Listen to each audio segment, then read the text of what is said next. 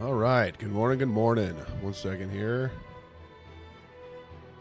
Every time I go live, I have to click a button on YouTube to get it to start. But that button's clicked. Oh, now we're breaking stuff. Okay. Good morning. Welcome to Manhunt. Today is, I don't know what today is. Tuesday today.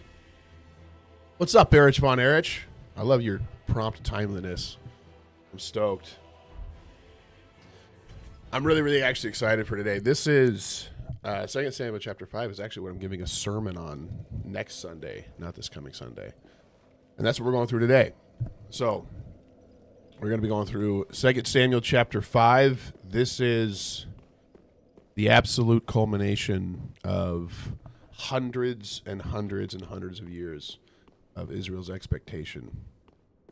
A lot of people thought it was going to be with Saul, but we're about to see the culmination of a king after God's own heart. What's up, Brian? So I'm really excited about it. I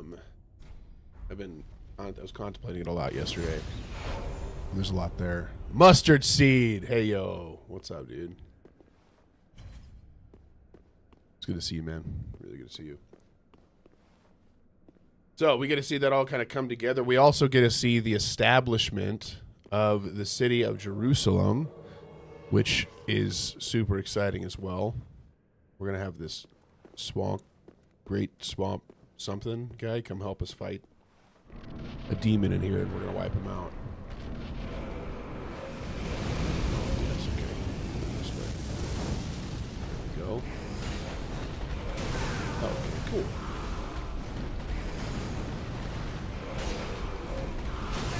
Wow, very nice. Let's pick this up. All right. Before we get into our reading today, we're going to go through... Does he just shoot poison? Can this guy even be poisoned?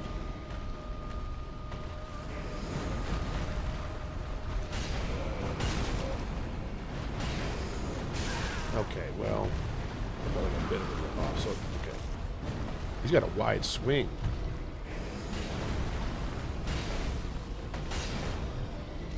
That was good. I feel really good about what happened there. I don't know what he's going to do. Oh, he healed himself. What's up, sup? Welcome in. 2 Samuel chapter favored by second. Not in your fan club, but in top 3. I almost died just now and I didn't even realize it. Oh my goodness, how far does that go? Okay, he died. Hold on. Oh, that's a forward one. Okay, I thought that was going to spread out. I don't know what he's doing, so I get concerned about... Okay, he's throwing down rocks.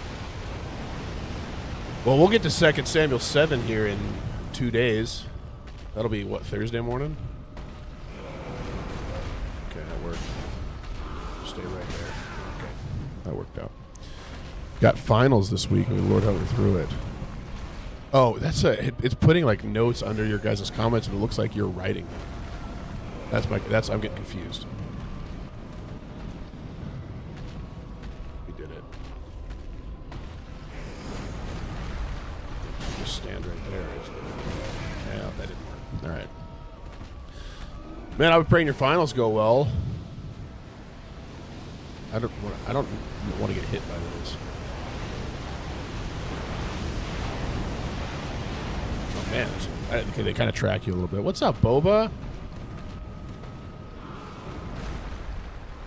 Not today. 2, 3. We got all 3 in. Oh, and he broke him.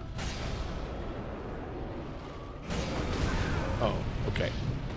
Oh, I'm still alive. We're still alive. We're all right. Chef Blackhawk, thank you so much for following. I caught you early. I know we haven't even started yet. I was trying to get this guy dead real quick because we don't allow demon kings to live in our realm. You know what I mean? All right. Proverb of the day is Proverbs 19, verse 6. Many seek the favor of a generous man, and everyone is a friend to a man who gives gifts.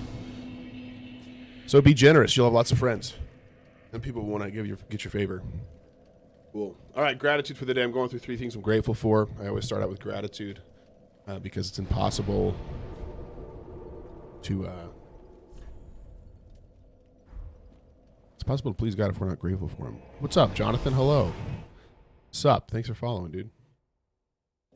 I already finished my coffee this morning, and I'm a little disappointed in myself because we're just starting out. Welcome home. Speak I'm super grateful for reading through this. Thanks for following, Jonathan. Reading through this 2 Samuel 5. The beauty of the interconnectivity of the Bible is just, it blows my mind, and I'm super grateful for that. I'm also very, very grateful for just nice long talks with my wife. I actually enjoy being around her, and she's great. So I'm grateful for that. We had a good conversation last night. And then we had my son's birthday party yesterday, and I'm thankful for that. He just turned 6. Hold on, we're gonna do this. 1 second here. Does that do it? Probably not. Grateful for waking up today, people like you on this platform, and a great Mother's Day weekend for my wife. That's awesome, Boba. And I also appreciate that encouragement. All right. Quick recap. And I've been coughing weirdly all morning, so there's a chance that I might have to turn away, and this will be a nice ASMR thing, whatever you call that. Very well. Then touch the darkness. So 2 Samuel begins after the death of Saul and Jonathan. In chapter 1, David mourns Saul instead of celebrating his death. I just still don't have enough. Hold on. I'm wasting a bunch of time. Use that. Will that do it? Yeah, that should do it. What's up, Heavenly Breath? Good morning. In chapter 2, David becomes king over Judah, while Saul's son, Ishbosheth, ruled over much of Israel, creating division and civil conflict. So it was not all good. Thanks so much for the heart, me, man. Okay. Oh, hold on. I think that's fine, actually. I'm going to keep going on vigor. That's what I'm going to do. Farewell, I've made the flame. All right, we're good. We're going to get back out there. Let's rock.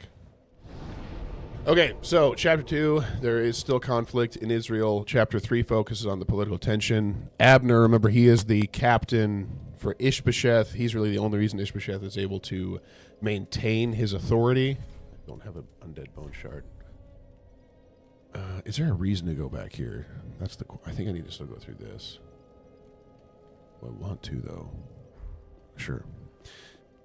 So Abner and then Joab. Joab is on David's side. They end up in conflict back and forth. There's a big civil war. Abner kills Joab's brother, seemingly in self-defense.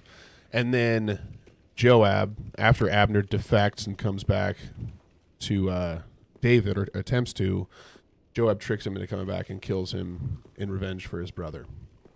And so Abner's dead. David once again mourns the death of a man who was actively against him, which is so incredibly unique. Am I not?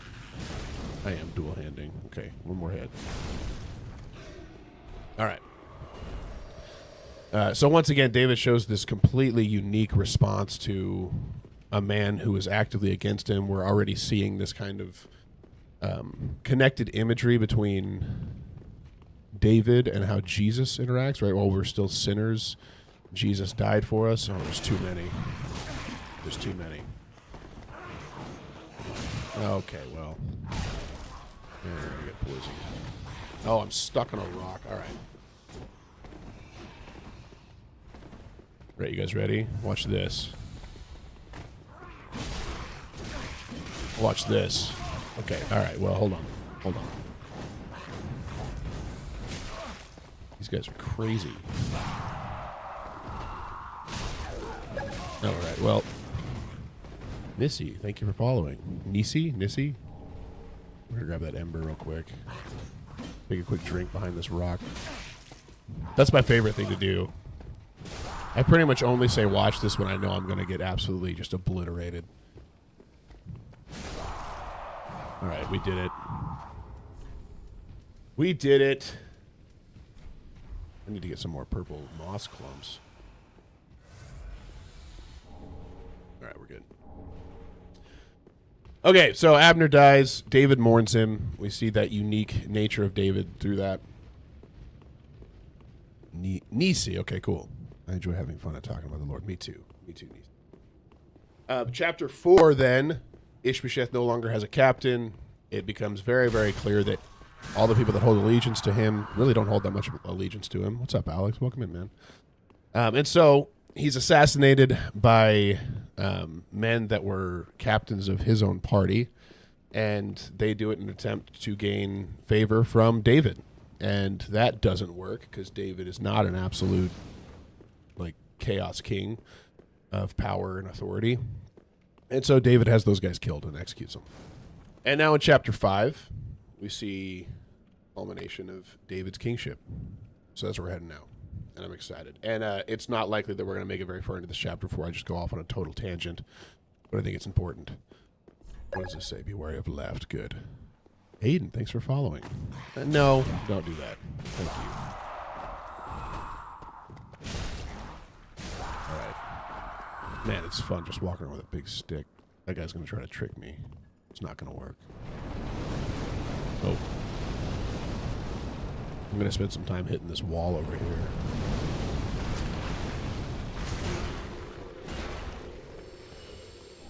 Picking that up. All right. What does this say? No jumping ahead. Good. All right. We'll just move on. I don't know what these are.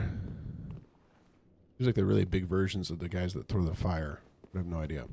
Okay. 2 Samuel chapter 5, starting in verse 1. Then all the tribes of Israel came to David at Hebron and said, Behold, we are your bone and flesh.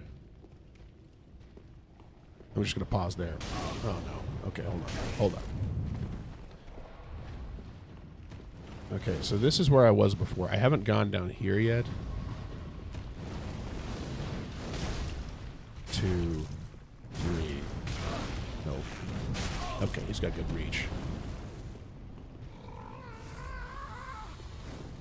Did you hear that noise he made? Circle around.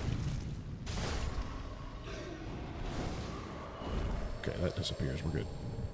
So, what I find interesting, I've been looking at this through the lens of David being, those shoot fireballs. David being a reflection of the king to come, right? Like, what does it look like for this is the true iteration of what God was wanting to establish, not as the final king of salvation for Israel, but to create an image of him, right? To show, here's what this is going to look like. And we see this throughout the chapter that while he is an image of the king that is to come, this is the most wild combo. Thank you, Andrew. I'll take that as a compliment. While he's an image of the king to come, he is still flawed. And it's going to bring that up multiple times in this very chapter, while also pointing to the fact that David, I don't know how to get over there. Oh, look, that's the queen lady. Definitely wasn't an insult. Cool. Thanks, man. Appreciate that. We gotta go around, find the way over to that. Okay, we're safe. So what I find super interesting, very first and foremost, is that all throughout, oh good, okay. That's what I was.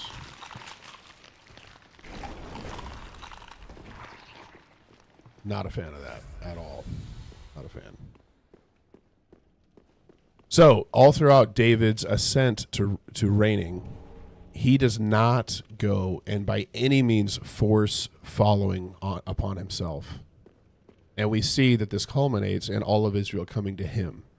Right? And this is very reflective of what Jesus does in his kingship. And that's what I find so interesting is Jesus does not force people to come unto him. In fact, while they're still actively against him, he showcases his goodness, his mercy to them. And then over time, we reach the end of ourselves, which is what the people of Israel did, is they see their hope disappear, they see their confidence disappear, and they give up on it, and they come willingly before David and essentially approach him in that way. I have no idea how to get to this. I'm assuming we have to go around somewhere, but I don't know how. But that seems like something I want to find. It's not. It wouldn't be that way, would it? Because I've already kind of gone through all that. have no idea. So we see all of Israel come before him, and they willingly come and they say, hey, behold, we are your bone and flesh. This is one thing that I've been contemplating a lot, is this phrase that they use. We are your bone and your flesh. And I've been thinking a ton about the concept of that. I know that there is an element of we are all people of Israel.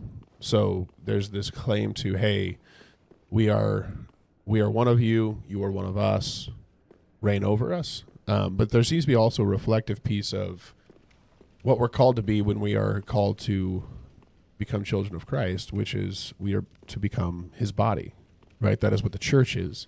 And I find it interesting that's how they open up, is the claim to them being his bone and flesh. And then they say this: in times past, when Saul was king over us, it was you who led us out and brought us in Israel. And the Lord said to you, you shall be shepherd of my people Israel, and you shall be prince over Israel. Now, David's background is actually being a shepherd, which is interesting, but it's also, once again, a reflection of exactly what Christ does, right? He's not a king that exerts his authority and claims power and rule in and of his own power, but he shepherds his people, and he tends to them, and he cares for them. I'm not going to sit down at that because I don't want to reopen up all the guys who I just killed. And so I find it super interesting that they come before him. They're like, listen, we're your bone and your flesh. They come willingly at the end of their rebellion against him after God had made it clear. And it's clear they know that God had made it clear that he was anointed king, because they come back and say, we know this. We know that God has called you to be our king, our shepherd, and prince over all of us.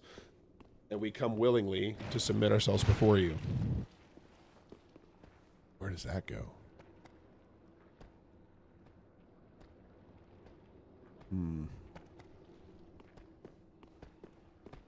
Is this a... No, it's not an illusory wall.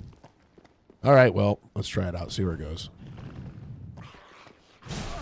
Oh, he got a hit off.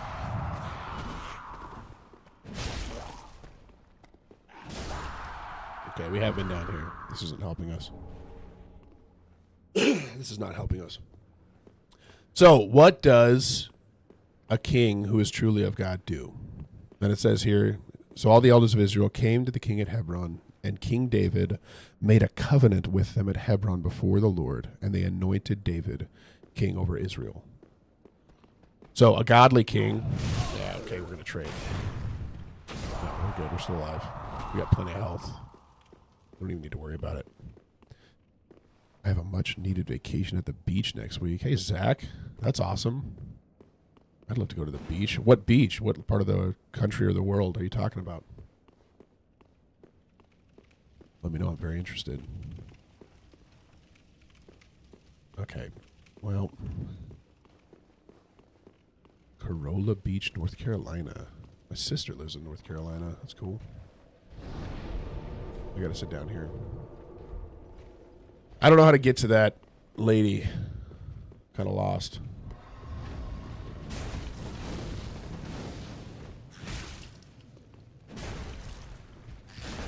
Oh, he's not dead yet. Hold on. We're good.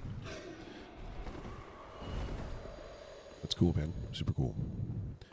So King David makes a covenant with them. We also see that right before Jesus' death and ascent to kingship, that's exactly what he does with his disciples, right? He makes a new covenant with them. And it's just so interesting because David comes at the culmination of all this. We immediately see him do quite a few things that we'll talk about. I have no idea where we're going. Saphis, thank you for following. This is just a dead end.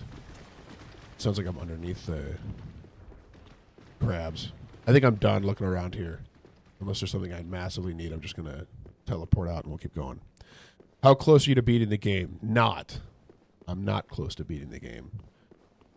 We've gotten to the dude that... oh, this is not the way I want to go. We've gotten to the dude that is like the giant skeleton. I think that's about it. We've beaten the Abyss Watchers. So we have done that. And we've beaten the Cathedral of the Deep area, in essence. I think we need to go... Hold on. Where do we need to go next? Let me think about this. I forget where our next section was.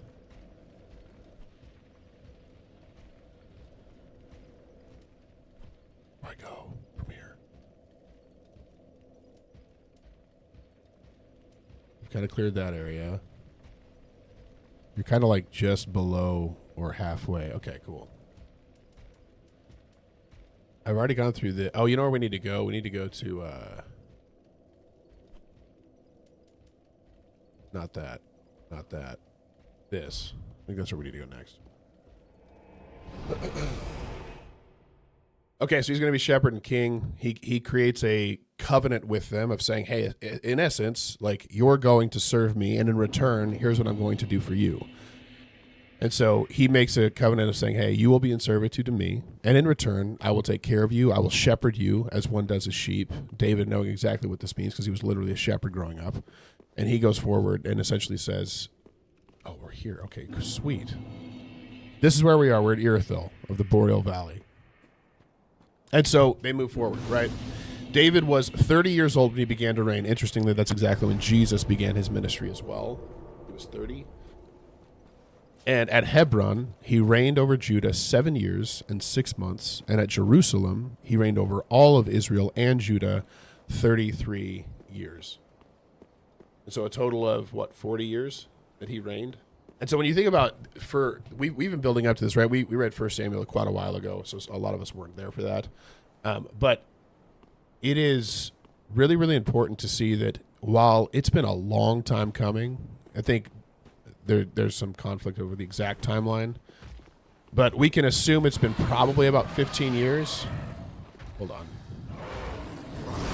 But when you think about God essentially setting this man up for... Okay, I rolled through. I don't know how... Okay, well, we'll try again. We'll try again. It'll be okay. So essentially, God had 15 years to essentially mold David into the type of king that he wanted him to be, rather than us seeing the same exact thing that happened to Saul, who started out as kind of a weak, timid guy hiding among the baggage, not willing to come out and accept his kingship, all the way to that shifting to him becoming like a prideful maniac. And so David went through this entire process of about 15 years of being hunted, of being like pursued and hated, and God used it to grow and bring humility. What's up, Moby Plays? Welcome in. Okay, well, the fact that his leg, I missed. Okay, you got to roll right after that. He kind of looks like the gaping dragon, doesn't he? We're going to be all right. Oh, he's not even a boss. Let's take a drink right there. There we go.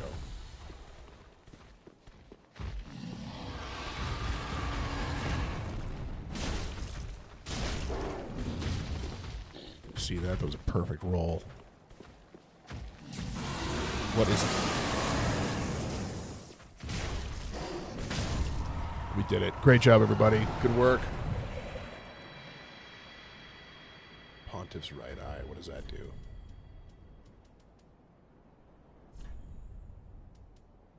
Oh, that's not it. This is it. Boost attacks. No, I don't need that. All right. So the king and his men went to Jerusalem against the Jebusites, the inhabitants of the land, who said to David, "You will not come in here." Well, we're going to stop there, actually. This is something, so back hundreds and hundreds of years ago, Abraham was told, hey, all of this land is going to be given to you. The key here is that you need to drive out all of the inhabitants. And one of Israel's failures is that they did not actually do that. They left quite a bit of the inhabitants in the area willingly, and it caused a whole bunch of mayhem. They were in constant distress, constant battle against these people that they were supposed to have driven out when they first came in, and they never did. And so what we're seeing David do, both through his time coming up, right, working for Saul, as well as even his time when he was on the run from Saul, is him fulfilling, either purposefully or by accident, what God had initially called had initially called Israel to do in the first place, which was to go and push everyone else out of the land so they could actually hold it for themselves. And so we see there when he's leading the people to Jerusalem, this is like in the very, very center of the land of Israel of the time. And so this is a primary spot. It's also a place that has never been held by any tribe of Israel. So he would not be either staking claim in a specific tribe, and he would also not be taking it away from any tribe, right? This was an area that had never been captured and held by Israel before, and it's still held by the Jebusites, who they were told way back, I can't remember what it was, I'd have to look up which book it's in, but they were told way back to go ahead and drive them out, and they never did. And so now David goes up to Jerusalem against the Jebusites, who should have been already driven out of the land and were not, and David is now fulfilling that. And so the Jebusites say to him, hey, you will not come in here, but the blind and the lame will ward you off, thinking David cannot come in here. So it was very, very well, I don't know what, is that guy, okay, he doesn't attack. He's just a friend. He's all right. So they're like, listen, we're so well fortified. Oh my goodness, you see that? Can we use that weapon? That's probably a mistake. No, it wasn't. Wow. You guys see that? That was pretty cool. That's pretty cool. So they're like, we're well enough fortified that even blind people and lame people could fend you off of this place. You're not going to be able to get in here. They're wrong. That does not work. Thanks, Zach. Appreciate that. Oh, you see him trying to trick me? Okay, I thought I rolled through that. Okay, hold on. My timing of my rolls were flawless there. See how smooth that was, Zach? So, nevertheless, David took the stronghold of Zion, that is the city of David. Another thing here, the word Zion gets confusing because it's used in a lot of ways. Zion was actually just the stronghold, or like the mountain point of Jerusalem. So it's the inward part, the stronghold of Jerusalem, the area that held all of the, essentially, the power of defense and of attack within the realm. And it's used later. This is actually where the temple is built. It's also used later to denote the people of Israel. So it's a phrase that's essentially like saying, hey, this is the innermost part of the city, the safest part of the city. Okay, I just need to attack. They don't have good poise. It'll be okay. So they go, and you also see the way that this happens in First Chronicles. It's also likely this is not in chronological timeline, because I believe that it's actually Joab, which at this point, well, no, Joab would have been around. But I believe it's Joab that goes and leads the rebellion, and they go up through like one of the water tunnels that was used to bring water into the city in order to capture it. Okay, I'm rolling a half second too late every time. I think here's what we're going to do. Here's what we're going to do.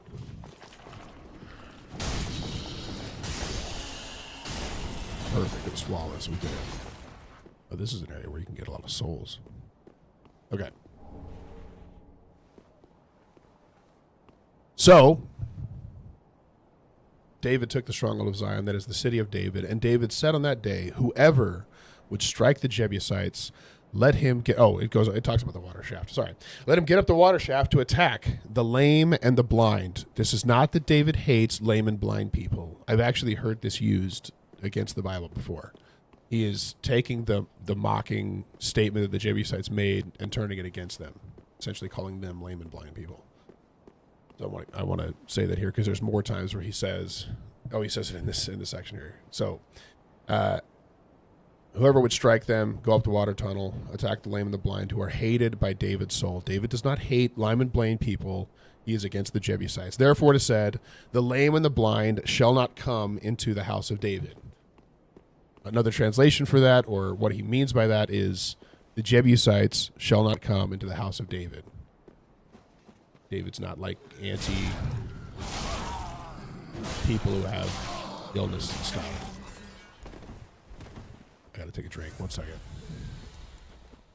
All right. Flawless execution right there. Let's keep rolling.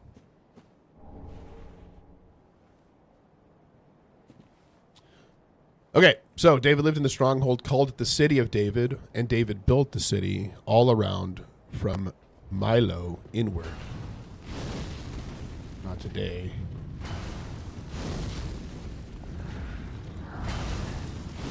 Will this hit them or not? I need to figure that out. I was in a meeting. Did I do the watch this? I did it a little bit earlier, yeah.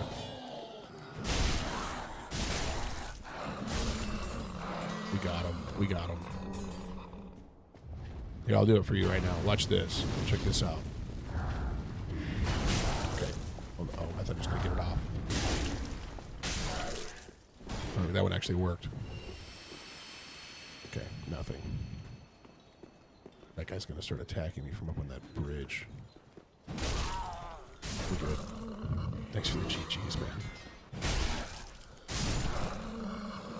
Alright, we're good. We did it. I feel like it's going to, yeah, it's going to lure me into a different attack by somebody else.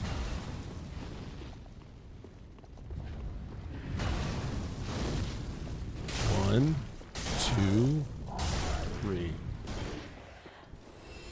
All right, look at that. He did drop something. That's what we need, is a full, like, set of that guy's armor. I haven't switched armor since the start of the game.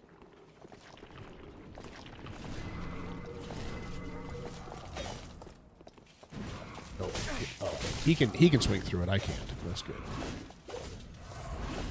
That's good. Come here. Sometimes you just power through. Don't even let them get it off.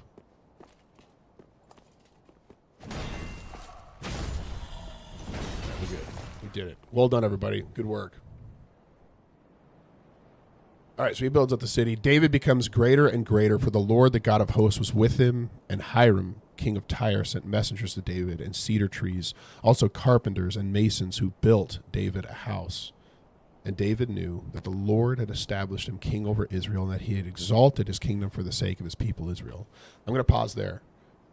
So David comes in as a king of God, somebody who God had actually anointed. And he starts out, and he is forgiving. He takes in the people without any hesitation, without any pushback. I think this is something. It is something. Good.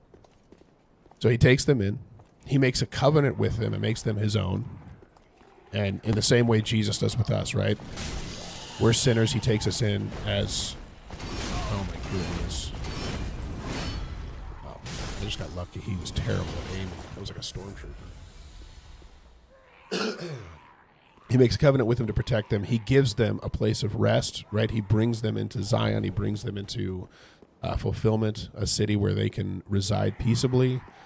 And he tends them and cares for them.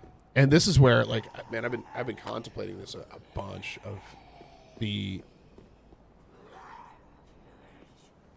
I don't really want to fight. I really hate those guys. Also, I can't figure out why it's making such a weird noise. I think I can sneak up on him. What's this?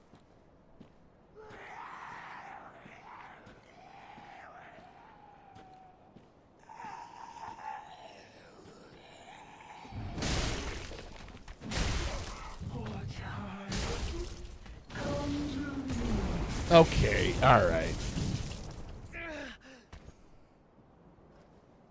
Well, she's actually very nice.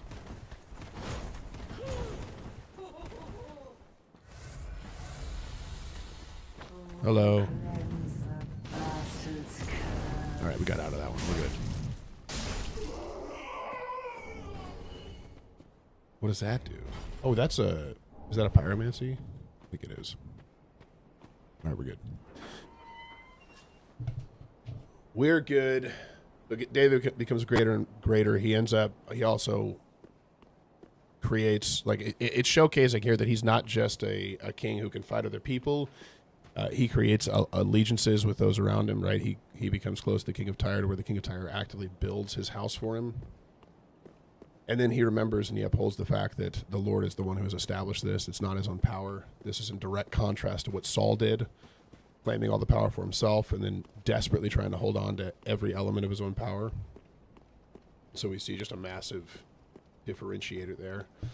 Then we see the shift, right?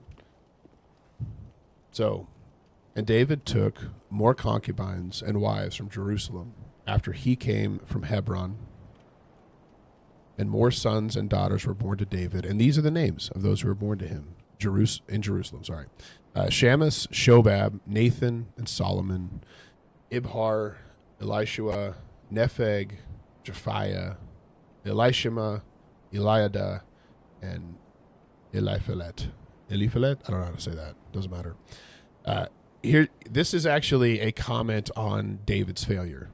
And we are told directly in Deuteronomy that when Israel does get a king, he is not to gather wives for himself. And David directly does this. And so there is this establishment. Dude is Jewish.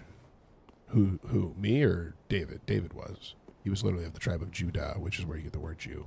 So that would be true. So David takes in these wives. He's told not to do it. That's directly in contrary to what God had said the king should do. And so we see this tension, right? This like right now and not yet. God has brought about success and fulfillment of the kingship of David, but there's this direct pointing to, but he's still not enough. This is not the true fulfillment of what God has said that he is going to give to his people. And so we see the true culmination of that only through Jesus Christ. The fact that Jesus is perfect priest, perfect king. He follows the law of God perfectly. And we'll see as the story goes on, David's pursuit of all these wives and all these concubines leads to massive amounts of division, despair, problems. It is nonstop after this that, what's up, Bull? Good morning. That what he chooses to do in this situation brings about a massive amount of issues, both for himself, for his family, and for all of Israel. We're going to see that happen throughout the rest of this book. And so it's important to remember that while he is like a shadow or an image of what a godly king will do and the blessing that God brings when he does it, he is not everything. He's not everything that he needs to be. And we have something greater to look forward to. And that's exactly what the narrator is telling you right here, too.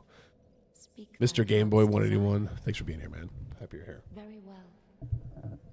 Then touch the dark Hagen. All right. We're working on it. Still think I need to keep going with this and this. Farewell, There we go. May the Do I have enough to level this up again? We might just stick with this all game. Just good, wasn't he? That's not it. You tight night chunk. Okay. Pretty. We got more heals. This is great.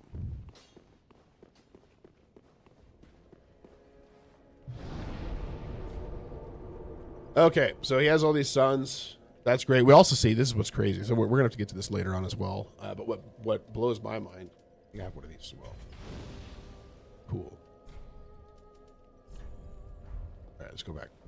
So we're also going to see that what's really, really interesting to me is the Messiah is promised through David's line, right? So the Messiah, Jesus, is coming through the line of David. David is showcasing an image of what the good king is going to look like, but he's flawed himself and does not fulfill that himself. And we see it does continue to devolve over time.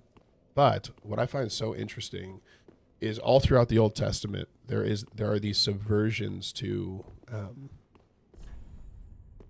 we would come from somehow.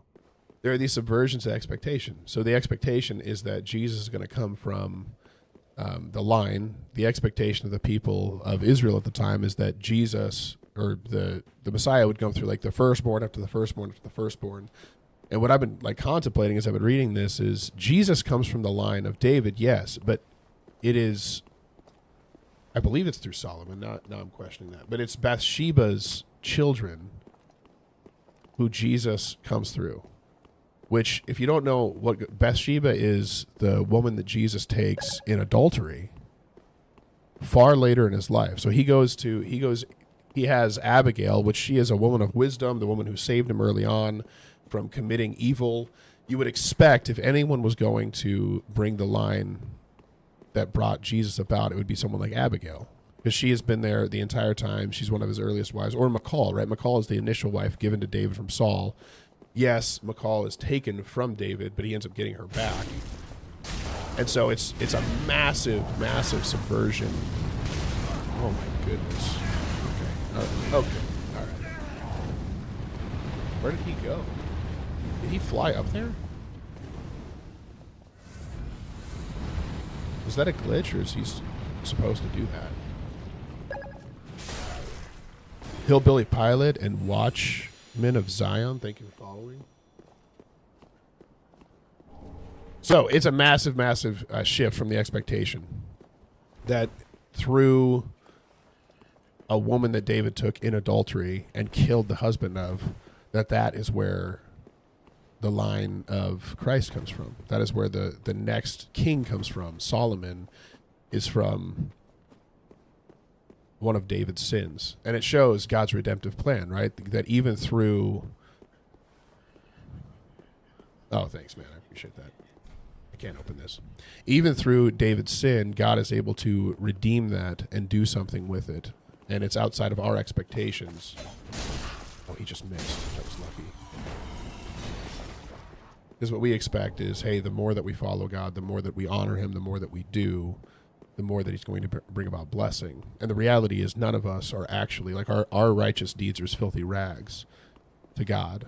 We do not honor him in the way that we think we do. And most of the time it's built around our own selfish ambition to raise ourselves up, even if we don't want it to be, even if we think that it's for his sake.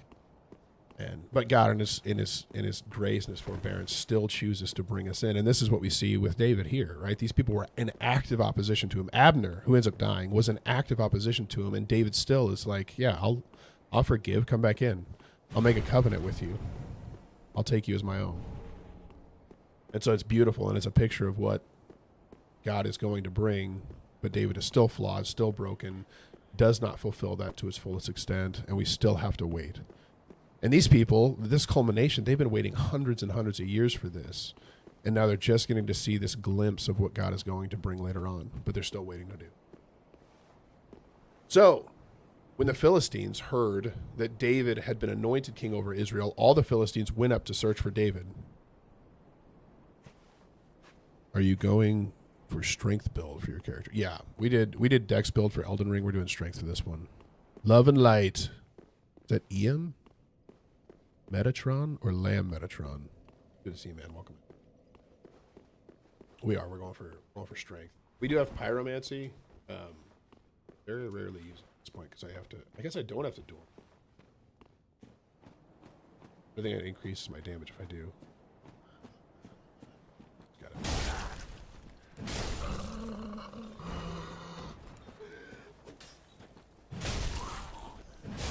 I kind of like dueling. Okay, just a useless fading soul. It's up here. So the Philistines heard that David had been anointed king over Israel. All the Philistines went up to search for David, but David heard of it and went down to the stronghold. So now the Philistines had come. Oh my goodness, what is that?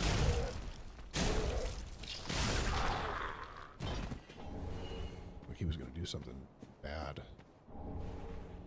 Nice. Okay, sweet. And the Philistines had come and spread out in the valley of Rephaim. Rephaim was in direct sight of Jerusalem. So Jerusalem was up on a hill. So you could literally go on like the wall of the city and see where all the Philistines were camped. So this would have been likely a fairly terrifying sight to see all of them camped right down below in the valley below the city of Jerusalem. And here's what David does. Once again, we see this image of what God calls a king of God to be, rather than just going out against them because, hey, they showed up. I fought them before. I'm going to fight them again. Oh, there's a bunch of dogs. Okay. They're invisible. So rather than going straight to fight them, what does David do? He inquires of the Lord. So he stops everything that he's doing and he says, like, hey, do I have, God, are you going to back me up?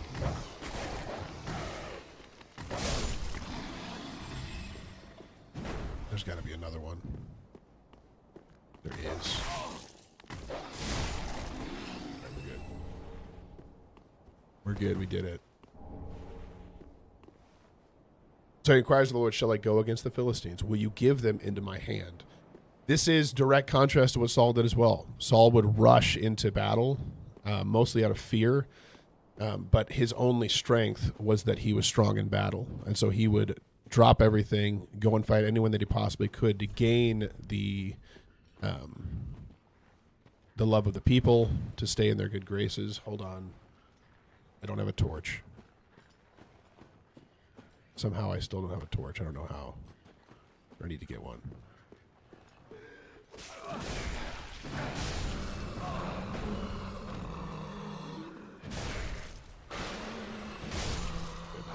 Oh, I'm almost dead. Did it. We did it. All right. Matthew, welcome in. Oh my goodness, that was terrible. Yeah, we're going against the hordes of the Slytherins right now.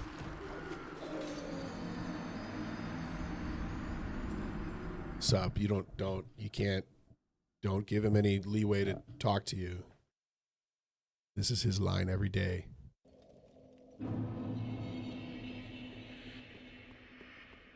Can you imagine if you could grab a giant club in Hogwarts Legacy and just go fight the people in that? I don't want to say that you would hit students with it, so I'm not going to even go that direction. Because you would never.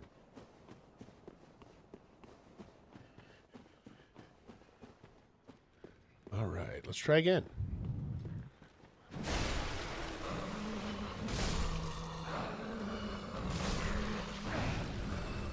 Not today.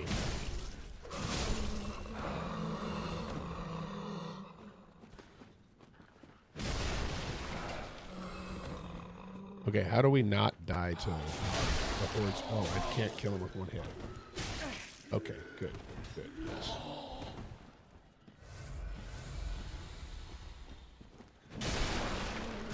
We did it. Nice streaming. I think Gaddy Yachty wants to sell us something. Thanks for the offer, man.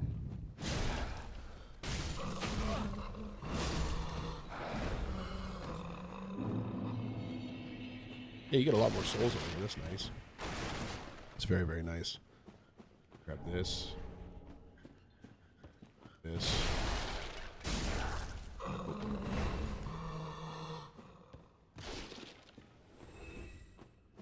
It's ladder prayer.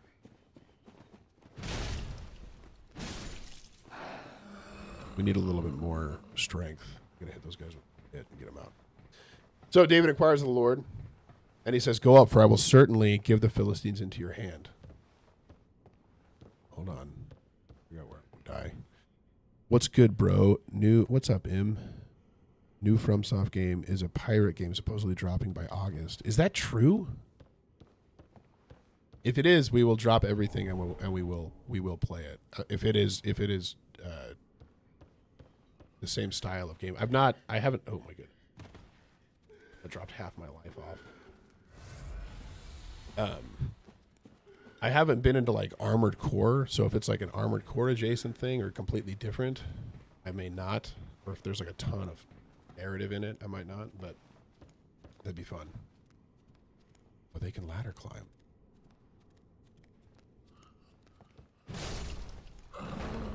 Perfect. Well done. Same leader who predicted Bloodborne and Elden Ring predicted. Oh, really? Wow. Do they usually just drop games out of the blue? Is that a thing? I know Elden Ring had a lot of press before it came out. I didn't know if that was, they do, okay. I don't follow closely enough to know that. They do make games pretty quick. It's pretty impressive how, like when you take into account that 2011, I think, was Dark Souls 1, the number of games they've made since then in the same style, it's kind of insane to me.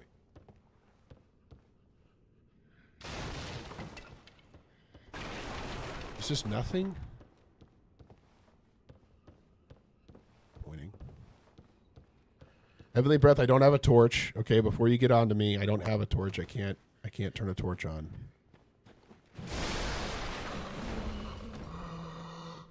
I'll get one someday. It'll be okay.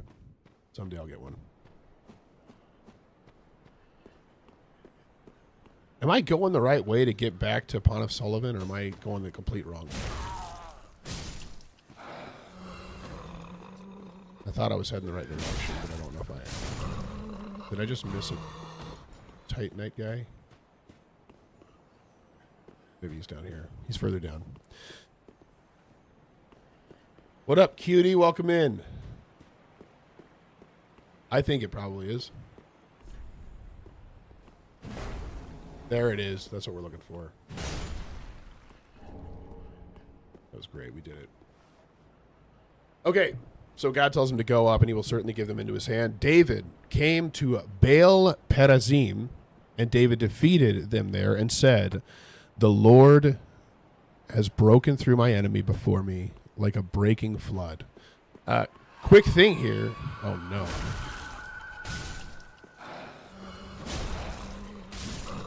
I don't know what that was. Oh. Okay.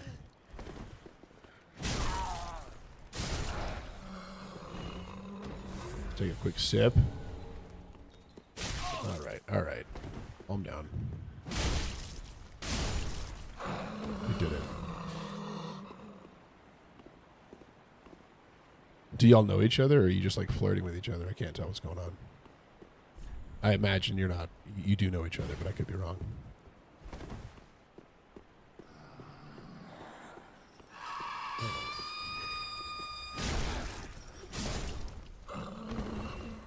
No, really, my wife. Okay, great. Hi, Heavenly Breath's wife. Welcome in. I don't think I've ever seen you before, have I? What an honor to have you here.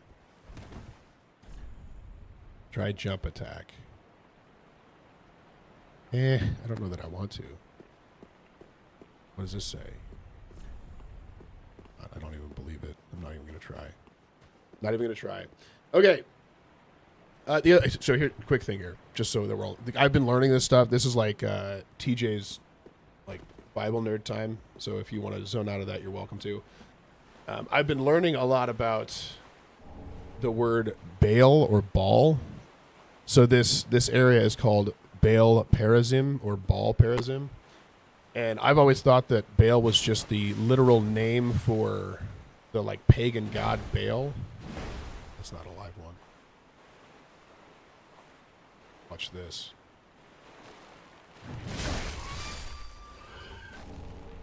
He thought he was going to get me, but he didn't. He didn't get me. So Baal actually is just a title of Lord. It just means Lord. It's likely that Ishbosheth's real name was Ishbaal. So Ishbosheth was the son of Saul, who became the king after Saul over Israel in defiance of David's kingship. He's the one who just died and David took over kingship from. But when it says this, so it says, hey, David came to Baal Perazim and he defeated them there and said, "The Lord has broken through my enemies before me like a breaking flood." That the name Baal Perazim literally means the Lord breaks through.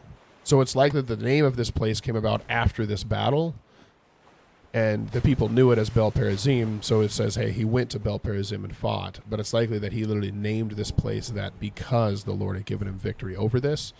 And it was only later that they stopped using the term Baal because it became so synonymous with the pagan, like, deity. Not that he's a real god, but the pagan little g god. So they stopped generally using the word Baal as often because people conflated it solely with that specific god of the pagans at that time. I found that interesting. It might be stupid. I don't know. Is this guy dead? All right, what is he doing out here? Okay.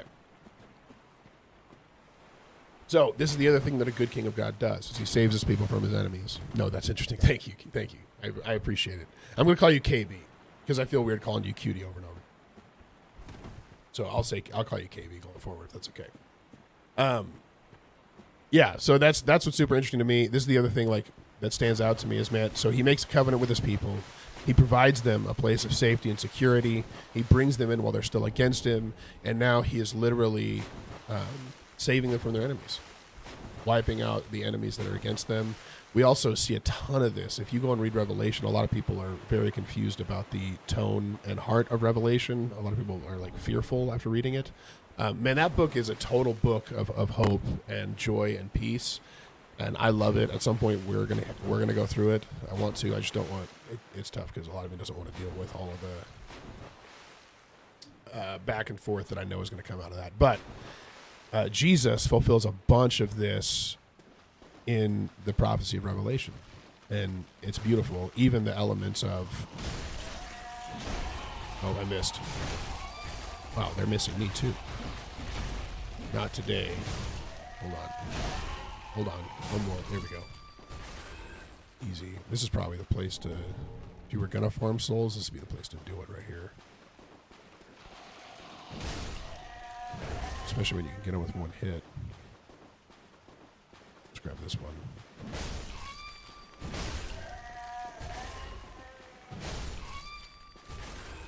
Okay, good job. Thanks, Sup. I appreciate that. It's something I never knew before. I didn't know any of that. Oh, okay. Look at us both. We both are terrible at aiming at each other. Kind of useless stuff down here, huh? Odd Man says he's enjoying the stream as well.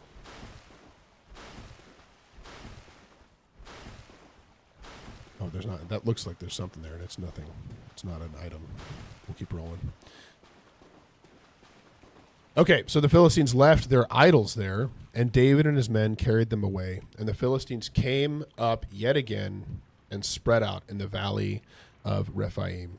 Fat Boy, welcome in. Joe, thanks, man. I appreciate that. Yeah, I'm on most platforms. We do have horizontal platforms as well if you want to check those out. You could just look up my name on most, and it'll usually come up. Cool. Okay, hold on. There's a nice fire right there. Look at that.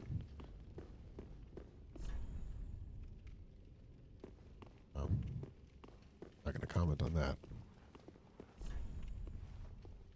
Okay, so there's a guy up there. This guy is just staring at a painting. I don't want to fight them both at the same time. How do I get up the stairs to go to that other one? Hello?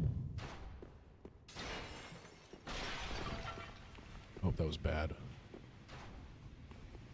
Does he not chase me? Just staring at that. That's nice. He's like a nice guy. Okay. It's also calling out here the Philistines left their idols there, meaning that all of their quote-unquote gods that they were hoping would support them are nothing. They literally just left them in the camp, and they didn't even have the ability to run away like the Philistines could. Be wary of Nimble One. Okay. Well, that sounds fun. So, when the Philistines came up yet again, spread out in the valley of Rephaim, this is where you would expect a man, a normal man like me, to just be like, oh, okay, we've been through this before. I know exactly what to do here. We'll go attack them head on, and we'll win. Nice try. Nice try. Nice try. Not today. Not today. Not today. Oh my goodness, I'm terrible. I'm terrible. Yeah, I deserve that. So, same exact situation comes up, and it's like, hey, they're here again. Let's go again. But David does not do that. David is actually a man after God's own heart, and I hope to be someday, but I still struggle with this. So David, rather than just going head on and fighting them, he inquires of the Lord again, and he said, this is what's interesting. No, don't go up. You should have put some chaos in the... Well, next time. There, man, that's a long run back. You know what we need to do? Here's what we're going to do. We're going to run down and... what's up, Jolan? Welcome in. Watch this bob and weave. I'll do that. When I fight them once, they don't get the opportunity to fight me again unless I absolutely have to. Oh. We're going to go down here. So, God does tell him, hey, this time don't go straight on against them. You're going to do something else. You shall not go up, go around their rear, and come up against them opposite the balsam trees. Multiple different translations translate these completely differently. Yeah, that's what I'm going to go into that doorway over there. So, it's unclear exactly what type of trees these are, but balsam, some say mulberry. I have no idea what I'm talking about there. I don't know anything about trees. I'm not an arborist, so I'm just going to say some type of tree. Seems like there'd be an item over there. We got to go die to Pawn of Sullivan a bunch of times before we end this stream. And then I got to go get ready for work. So I'm not going to go spend a ton of time.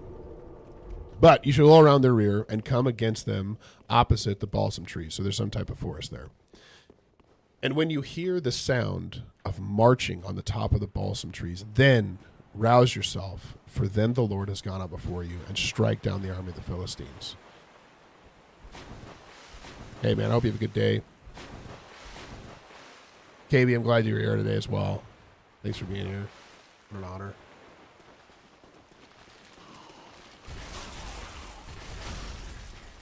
Oh, look at this. We're going to get ourselves stuck in this corner. There we go. We're good. We're good. They can't get up here. They're stuck. They're stuck. All right. David did as the Lord commanded them. It sounds to me like the Spirit moved through the trees, and he struck down the Philistines from Geba to Gezer.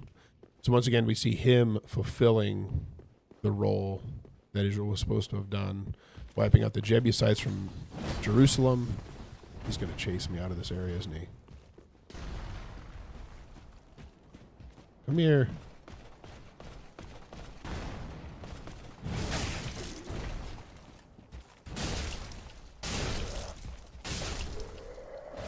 That worked out.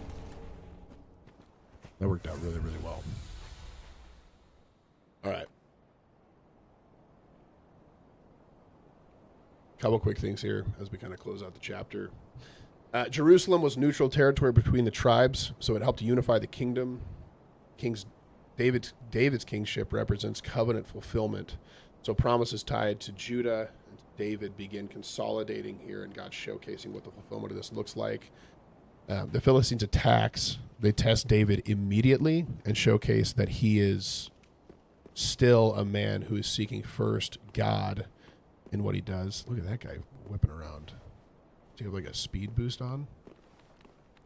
You just walk back. That's what I learned with the dogs. You just walk back a little bit. See that? Works every time. You just back up just a little bit and then you're fine.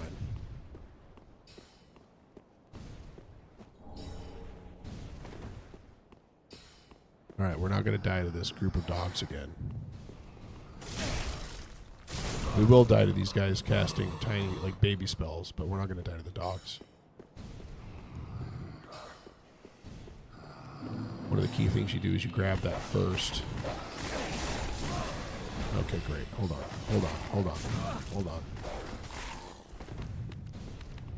Oh, no. I rolled right into it. Drink. Good. Live to fight another day. All right, hold on. All right, we're good. We did it. Those are the hardest bosses in the game. A lot of enemies ahead. Thanks, Sub. That's going to... All right. Got it.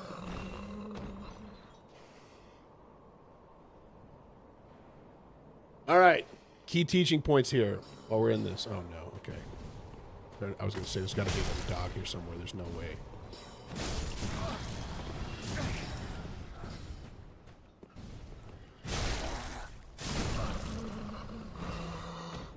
Nice try. Nice try. All right. Things that stood out to me. God's timing often includes long preparation. David waited years and years and years, and now we're just seeing the fulfillment of his anointing, likely about 15 years after he started out on this journey. Cam, thanks for following. I appreciate it. Okay,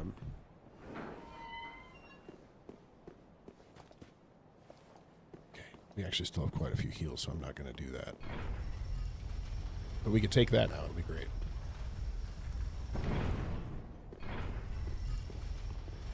That's just a massive hole into an abyss. We're not going down there. And I think that's true for us too.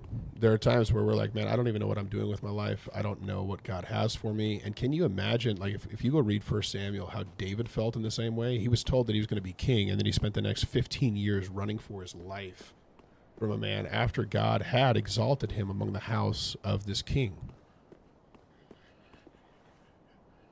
Okay, I'm going to drop down this. Okay, well, maybe that wasn't. No, it wasn't. And then number 2, success does not remove dependence on God. David still seeks God direction repeatedly. That is what sets him apart from everyone else. Unity strengthens God's people. That's what he wants. That's what he has desired from the very beginning, and it's still what he desires today. And spiritual victory often attracts more opposition, new opposition. And that's expected and it's important. The other thing I'll say is, man, if you take this from the perspective of what we're looking forward to and what we have with Christ, we've been given the true king. We have the true king. And that's something that, man, these people looked forward to this. We get to see the absolute culmination of it. I don't know where this guy is. Oh my goodness, what? Okay, he's dead. We're good. And we get to experience it. And it's not this is what I'm struck by so much as I think about, like, man, I can be so guilty of viewing the kingship of Christ as something that's like symbolic or only spiritual. And it's like, man, this, like, think about it from the perspective of Jesus being the culmination of David. He is our king and our authority, and he is in power. He is a perfect king, and he creates a perfect covenant with us. While we're still in opposition to him, he gains us. Just like, what's up, Lizzie? Welcome in. Fly no cry. Good morning. Man, this guy looks intense. We're gonna just. Oh, I can't interrupt him. Oh, good. It's like a mini pontiff.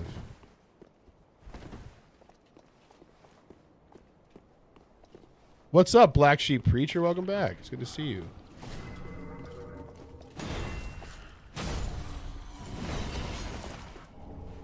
Oh, we got some leggings. That'll be good.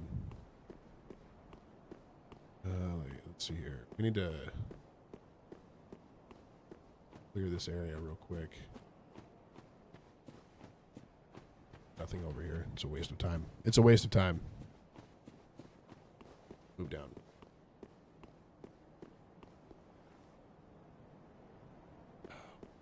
I'm not going to do that yet. We're not going to do it yet. We're also probably going to have to wait till tomorrow to fight Pontiff, because I've got to go and... Oh, hello. I still have to go to work, so I got to get that done. Hold on. Terrible.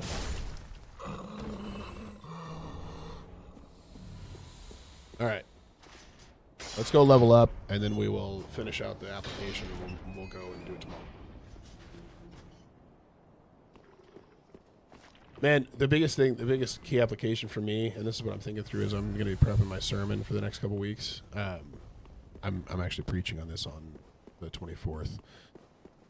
But the biggest thing for me, man, is like Jesus Christ is King and He is Lord. It is not symbolic. It is not just in our head. Yes, we are waiting for the culmination of Him to bring heaven to earth. But it's not just like a spiritual symbolism. This is real, it's true, and it's good. And in the way that David showcases like a shadow of a culmination of what the kingship of Christ is going to look like. He is flawed. We see that immediately in this chapter. He is broken, and it leads to strife and anguish as time goes on. But when Christ comes, and he is on the throne right now, he changes all of this. And his covenant with us is perfect. And it is while we were still in opposition to him, in the same way Israel was in opposition to David, he comes and claims us back as his own. He brings about full forgiveness, and it is beautiful. And he makes a covenant with us that we should follow him, and in return he will tend to us. He will take care of us as a shepherd does to his sheep, in the same way that they claim that David has been called to be a shepherd unto God's people. Jesus is the perfect shepherd, the one who guides us into all truth, and the one who leads us, and it is beautiful. And he is bringing about all things for our good, and it's going to be, it's mind-blowing to me that he changes us and he dwells in us, and we truly are his bone and his flesh. We are the body of Christ, in the same way that the people of Israel claim they are the body or the bone and flesh of David himself. It's incredible, beautiful. I love it. So that to me is one of the biggest things. Thanks, Ruan. Welcome in. Honky Kong, thanks for following, man. I appreciate it. So that's the biggest thing to me is, man, like, take time contemplating the reality that do you live stream? I'm assuming they do a live stream. I'm just starting out doing this, so this is a new thing for me. I'm gonna be doing it once a month going forward. But if I can find a link to it, I'll let you know where that's at. The honest answer is I don't actually know. I'm assuming they do, though. I might as well fetch. Well, thank you. Great. Yeah, go and pillage. He's cheered up a little bit. I need a torch. Heavenly Breath's gonna get mad at me if he keeps coming back and I don't have a torch. Hold on. Back again. No. Come again. Okay, we'll do. You stay there. I'm going for this guy. What? Then you brilliant. Now, the price. There we go. I'm afraid this. I Okay, he can't do this one. I don't know who can. Sweet. Do this. That's what we need. Do not be gone. Yeah, we'll see. He can't tell me what to do. He's not going to be able to. But we'll be back here tomorrow to go through 2 Samuel chapter 6. That's going to be great. Zuli the witch can do dark pyromancy tomes. Where do I find her? That sounds like a woman's name. Ah, how gracious. Let I only. Good. Does that get me? Okay. Does she not even have? She's got to have a torch, right? There's no way. Oh, she does. Right here. We're good. We got it. Irithil Dungeon. Okay, we're heading there. We're heading there after Pontiff. We'll do it then. That'll be great. What if I accidentally kill her because I'm confused? Is that something I should be concerned about?